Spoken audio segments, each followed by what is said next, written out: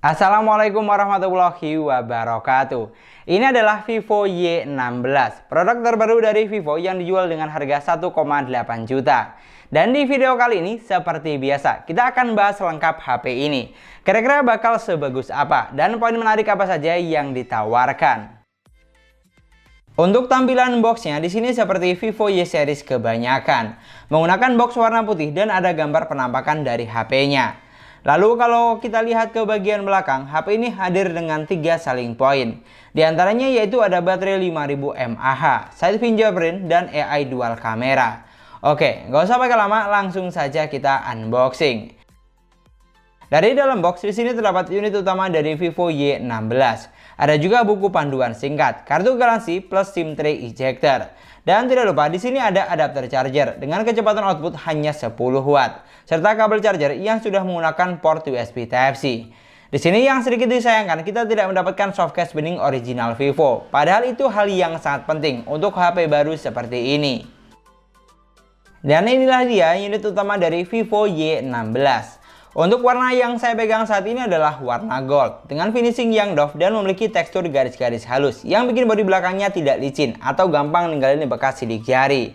Di sini untuk desain bagian belakang saya no komplain. Seperti yang kamu lihat, HP ini sudah memiliki look yang kekinian atau mewah, terutama untuk kelas harga 1 jutaan. Untuk dimensinya sendiri, HP ini juga sudah terasa kompak saat digenggam karena memiliki ketebalan bodi hanya 8,19 mm, jadi terasa pas di tangan. Lalu untuk bagian bawah, di sini ada port charger Type-C, lubang mikrofon, jack audio 3,5 mm, dan grill speaker dengan output masih mono. Geser ke bagian sebelah kanan, di sini ada tombol volume dan sensor sidik jari yang merangkap jadi satu dengan tombol power. Dan untuk bagian atas, di sini terdapat slot SIM tray yang mampu menampung 3 slot sekaligus. Sedangkan untuk bagian depan atau layar, HP ini masih menggunakan konsep layar water drop screen ciri khas Vivo. Yang dimana hal ini pasti sangat disayangkan oleh netizen yang budiman karena dianggap kurang kekinian. Tapi untuk kelas harga 1 jutaan menurut saya sih tidak terlalu jadi masalah karena masih sama seperti HP 1 jutaan pada umumnya. Sedangkan kalau untuk ukuran layarnya, HP ini dibekali dengan layar sebesar 6,51 inch dengan resolusi SD+, 720x1600 pixel. Panel IPS LCD refresh rate 60 Hz. Di sini untuk saturasi warna layarnya jujur terlihat standar saja, tidak ada yang spesial. Dan bisa dibilang masih sama dengan para kompetitornya. Tapi yang jelas sudah cukup nyaman kok untuk digunakan berbagai kebutuhan. Pindah ke bagian spesifikasi, Vivo Y16 dibekali dengan kapasitas 3/32 GB. Dan dari total RAM 3 GB di sini sudah terpakai sekitar 19 GB. Sedangkan untuk internal memorinya kita masih dapat space free-nya sekitar 16 GB saat HP baru diaktifkan. Lalu untuk chipsetnya, HP ini hanya dibekali dengan chipset MediaTek Helio P35 octa-core 2,3 GHz yang berfabrikasi masih 12 nanometer. Jadi bisa dipastikan kalau chipset yang digunakan tidak cocok untuk kebutuhan yang berat atau gaming. Saya tes untuk Geekbench 5 bisa menghasilkan skor sampai 177 dan 870 poin untuk multicore-nya. Sedangkan untuk AnTuTu benchmark, skor yang dihasilkan hanya di angka 100 ribuan. Jujur di sini sangat kurang memuaskan. Lalu kalau untuk urusan persensoran, HP ini sudah dibekali dengan sensor yang lengkap, hampir semua ada, kecuali sensor NFC. Untuk sensor giroskopnya di sini juga sudah menggunakan hardware giro jika kita berpatokan dengan aplikasi sensor box. Geser ke bagian performa, HP ini saya coba buat main Mobile Legends. Dan untuk settingan grafik yang dihasilkan bisa sampai high dengan frame rate juga high. Untuk gameplaynya di sini kita tidak bisa berharap terlalu lebih karena memang chipset yang digunakan kurang cocok untuk kebutuhan gaming. Frame drop atau delay sering saya temui, terutama saat sedang tempur rame-rame. Padahal untuk jaringannya dalam kondisi bagus atau hijau. Lalu digunakan buat main PUBG Mobile, HP ini hanya mampu menghasilkan settingan grafik di smooth medium atau mentok sampai balance medium saja. Di sini untuk gameplaynya jujur HP ini kurang cocok untuk tipikal game seperti ini. Karena frame drop atau delay bakal lebih sering kita temui saat gameplay. Padahal untuk settingan grafiknya saya setting di smooth lawless atau settingan paling rendah. Untuk layarnya juga terasa kurang responsif saat digunakan untuk main game seperti ini. Pokoknya kalau untuk urusan performa, HP ini tuh cocoknya hanya untuk kebutuhan kasual dan santai. Yang penting komunikasi lancar, sosmed jalan terus, atau main game yang ringan-ringan saja. Kalau kamu beli untuk kebutuhan gaming berat, bisa dipastikan kamu salah alamat. Geser ke bagian baterai, HP ini dibekali dengan kapasitas baterai sebesar 5000 mAh dengan kecepatan charging hanya 10 watt. Untuk portnya di sini sudah ada peningkatan dari seri sebelumnya karena sudah menggunakan port USB Type-C.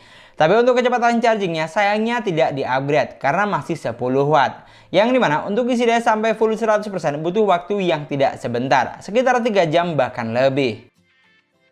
Lanjut ke bagian sistem, Vivo Y16 berjalan di Android 12, basis Vantos OS 12. Sudah paling terbaru untuk saat ini.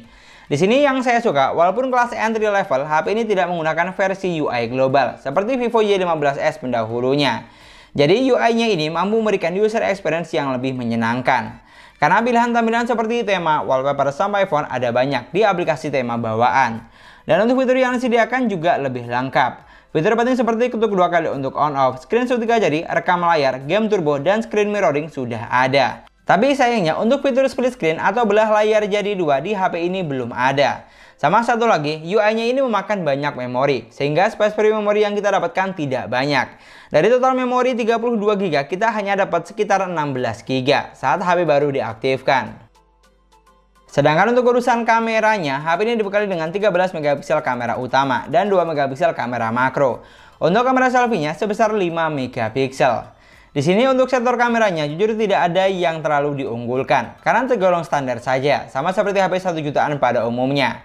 Apalagi untuk fitur kamera yang ditawarkan juga tidak terlalu banyak. Dan yang harus kamu ingat, untuk fitur video slow motion dan ultra stabil video di HP ini belum ada.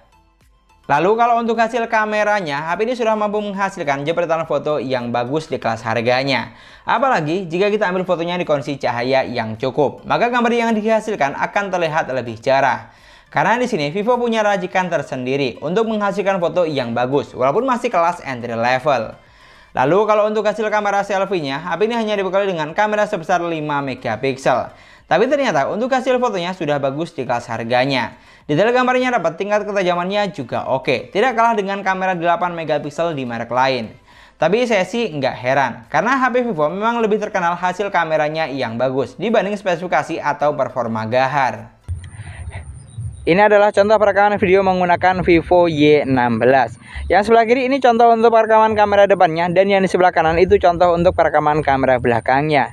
Di sini untuk resolusinya, HP ini bisa mentok sampai ukuran 1080 di 30 frame per second.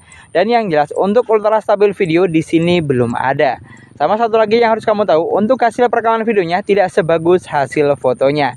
Jadi silakan kamu nilai untuk saturasi warnanya dan kualitas suara yang saya hasilkan. Dari semua poin yang sudah kita bahas, HP ini hadir dengan sedikit pembaruan jika dibandingkan dengan seri sebelumnya. Bahkan bisa dibilang pembaruannya hanya ada di bagian desain yang lebih fresh dan versi UI-nya saja yang lebih terbaru. Kalau untuk sektor spesifikasi, performa, dan kamera hampir tidak ada peningkatan. Pokoknya yang jelas HP ini tuh cocoknya hanya untuk kebutuhan kasual dan santai saja. Yang penting komunikasi lancar, sosmed jalan terus, atau main game ringan. Karena chipset yang digunakan masih kelas entry level. Jadi sangat kurang rekomen untuk kebutuhan yang berat.